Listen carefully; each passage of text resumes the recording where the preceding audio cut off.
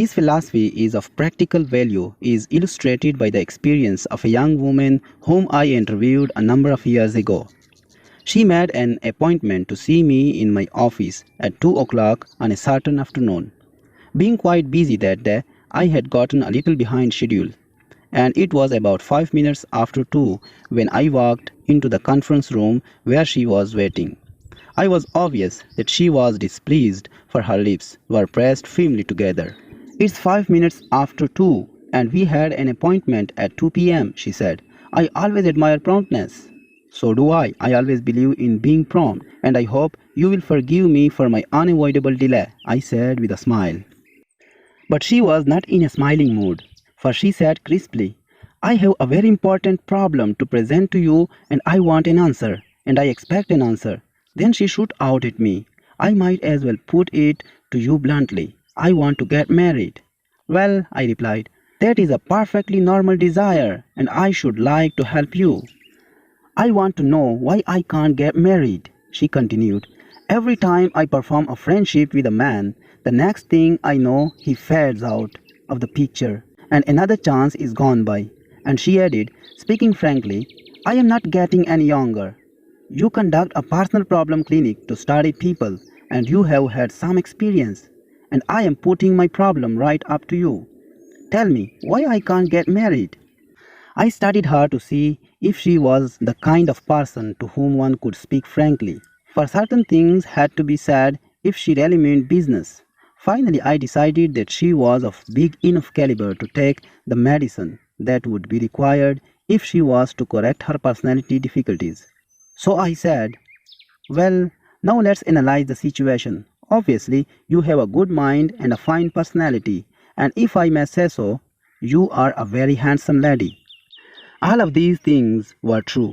I congratulated her in every way that I honestly could. But then I said, "I think that I see your difficulty, and it is this. You took me to task because I was 5 minutes late for our appointment. You were really quite severe with me. Has it ever occurred to you that your attitude represents a pretty serious fault? I think a husband would have a very difficult time if you checked him up that closely all the time. In fact, you would so dominate him that even if you did marry, your marital life would be unsatisfactory. Love cannot live under domination." Then I said, "You have a very firm way of pressing your lips together, which indicates a domineering attitude. The average male, I might as well tell you, does not like to be dominated, at least so that he knows it." Then I added, "I think you would be a very attractive person if you got those two firm lines out of your face. You must have a little softness, a little tenderness, and those lines are too firm to be soft."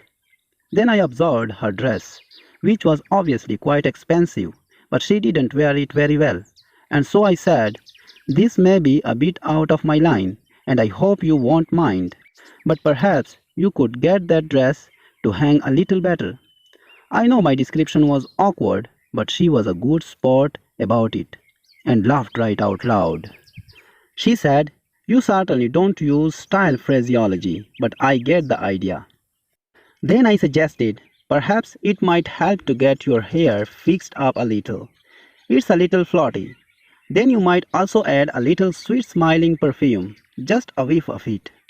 But the really important thing is to get a new attitude that will change the line on your face and give you that indefinable quality known as spiritual joy. This, I am certain, will release charm and loveliness in you." Well, she burst out, "Never did I expect to get this combination of advice in a minister's office." "No," I cackled, "I suppose not. But nowadays we have to cover the whole field in a human problem." Then I told her about an old professor of mine at Ohio Wesleyan University, Rolly Walker, who said God runs a beauty parlor. He explained that some girls, when they came to college, were very pretty, but when they came back to visit the campus 30 years later, their beauty had faded. The moonlight and roses, loveliness of their youth did not last. On the other hand, other girls came to college who were very plain, but when they returned 30 years later, they were beautiful women. What made the difference? He asked. The latter had the beauty of an inner spiritual life, written on their faces. And then he added, God runs a beauty parlor. Well, this young lady thought about what I told her for a few minutes, and then she said, there's a lot of truth in what you say. I will try it. Here is where her strong personality proved effective, for she did try it. A number of years went by, and I had forgotten her. Then, in a certain city, after making a speech, a very lovely looking lady with a fine looking man and a little boy about 10 years of age came up to me. The lady asked smilingly, well, how do you think it hangs? How do I think what hangs? I asked, puzzled. My dress, she said. Do you think it hangs right? Bewildered, I said, yes, I think it hangs all right, but just why do you ask? Don't you know me? She asked.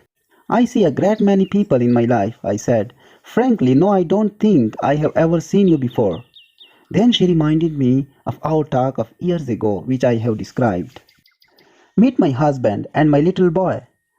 What you told me was absolutely true, she said very earnestly.